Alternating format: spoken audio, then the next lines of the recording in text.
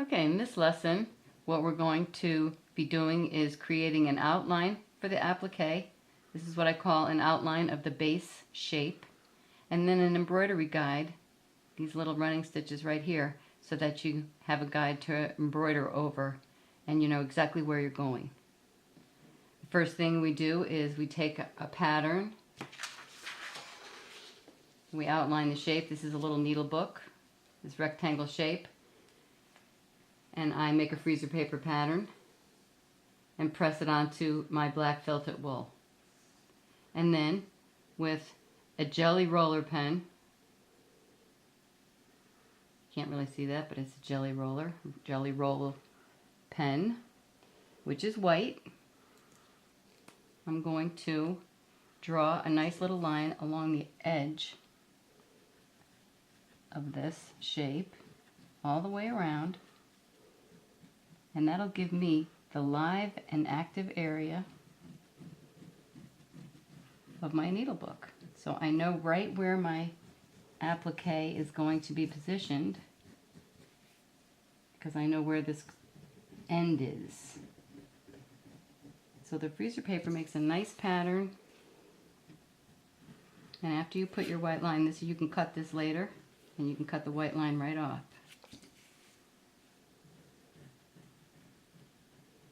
Okay, so once your line is there, you're going to take this freezer paper away, and there you have a nice indication of the base shape. Next, I'd like to make an embroidery guide because I want to embroider these little curlicues, and I need to make a guide for myself so I can embroider nice and evenly and not worry where I'm going.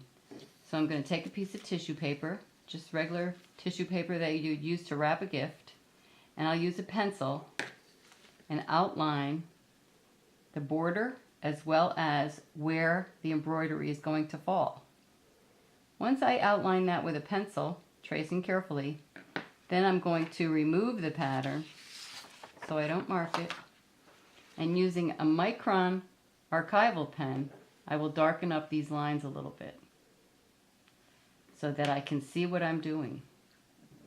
Next, I take the base shape and I'll line up my little tissue paper right on the white line, and using some straight pins, I'll position this end, anchor it with some straight pins so that I can sew right through this tissue paper and make a nice little guide for myself.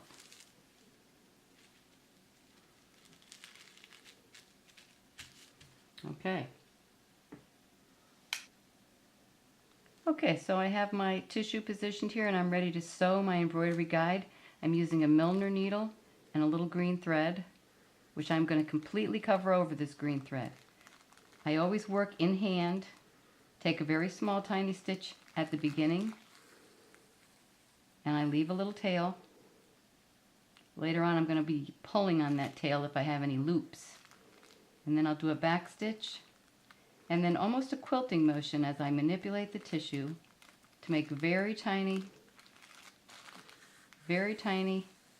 little stitches right through the tissue paper, and sometimes it hooks onto your straight pin. And then take another, and you try to fill your needle with a 3, 4, 5 stitches because that makes it straight, nice and straight. And once you get to the end, you do the same thing.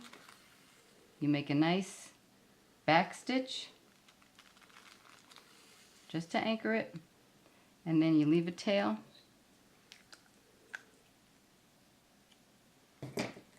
Just in case you have to pull that later. Now I'm just going to finish going around, and when I'm on a curve, obviously I'm going to make less stitches because I want to be nice, go around the curve nice and smoothly.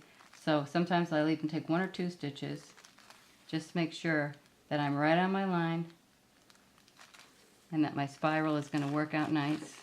Move your work so you're always in control.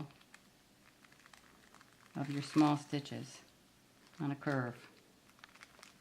The smaller they are, the easier they are to cover.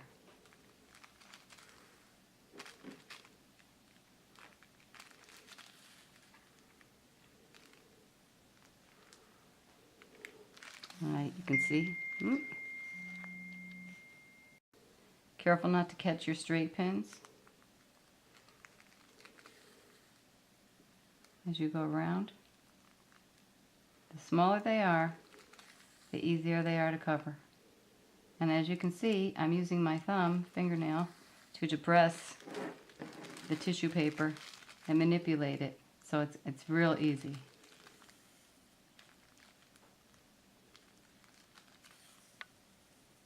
And I continue to turn the work to make it easy for me to sew right on the line.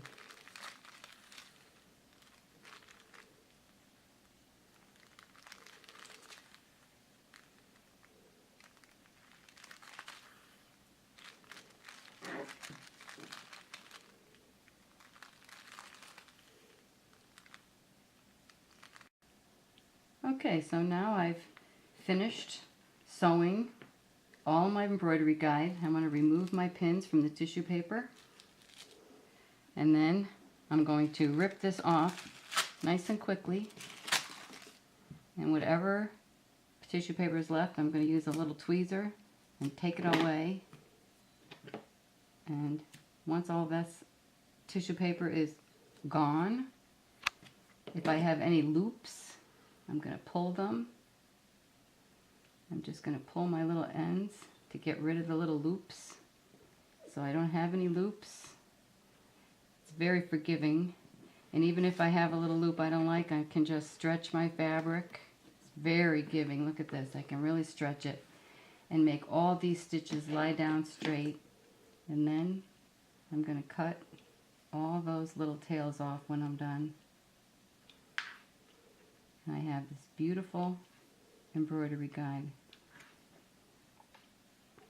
And then when I'm going to chain stitch right on top of that, and I know exactly where my needle is going to be going.